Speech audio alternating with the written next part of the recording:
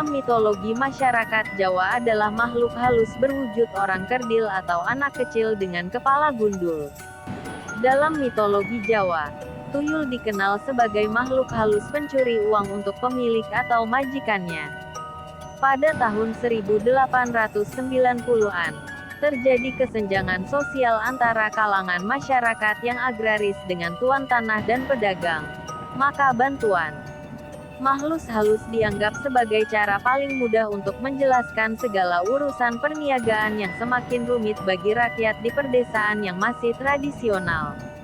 Pada zaman ini makhluk halus penghasil uang yang dimaksud adalah setan gundul.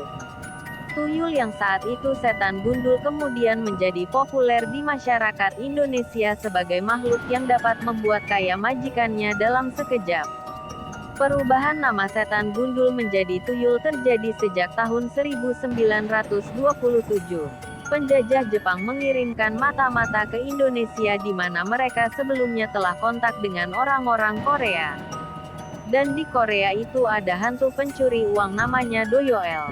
Nah, dari situlah istilah tuyul muncul menggantikan setan gundul dan populer hingga sekarang. Dengan kata lain tuyul adalah hasil evolusi dari setan gundul pada saat itu, yang kerjaannya mencuri uang.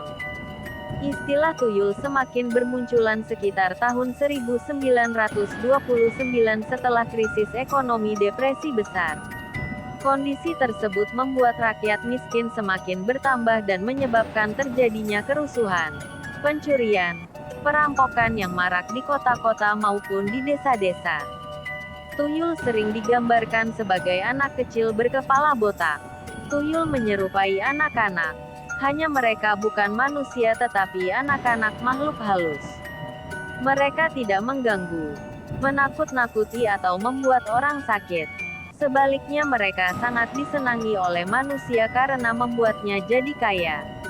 Memelihara tuyul sebenarnya bisa membahayakan pemiliknya. Karena keinginan makhluk gaib ini harus dipenuhi. Jika tidak ia akan marah. Pemilik tuyul juga harus memberi imbalan atau tumbal dengan memberikan manusia sebagai korban kerabat, pembantu, secara teratur. Ciri uang yang diambil tuyul sebagai berikut. 1. Hilangnya uang yang terjadi pada malam hari. Tuyul selalu beraksi pada malam hari. Karena siang hari merupakan waktu tuyul untuk bermain dan melihat targetnya, yang akan eksekusi pada malam hari. 2. Hilangnya uang hanya sebagian. Tuyul tidak pernah mengambil uang secara keseluruhan. Jika memiliki uang dan hilang semuanya, maka sudah bisa dipastikan bahwa itu bukan ulah tuyul, melainkan ulah manusia. 3. Tuyul beraksi ketika tidak ada orang di dalam rumah. Tuyul akan mengambil uang jika kondisi rumah dalam keadaan kosong dan tidak ada orang di rumah sama sekali. 4.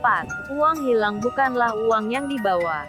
Uang yang ada di dalam dompet dan melekat di badan seseorang kemanapun perginya. Ketika uang ini hilang maka bisa dipastikan bahwa uang ini bukan diambil oleh tuyul. Karena bisa saja uang tersebut jatuh atau diambil oleh orang lain. Tuyul juga tidak akan mau mengambil uang yang melekat pada badan seseorang. Namun hingga saat ini, belum ada kasus bank yang kehilangan uang akibat pencurian oleh makhluk halus bertubuh anak kecil tersebut. Ada yang mengatakan bahwa tuyul takut terhadap logam karena uang di bank tersimpan di brankas. Selain itu, ada juga yang menyebut jika di bank terdapat penjaga berupa makhluk halus lain yang ditakuti tuyul.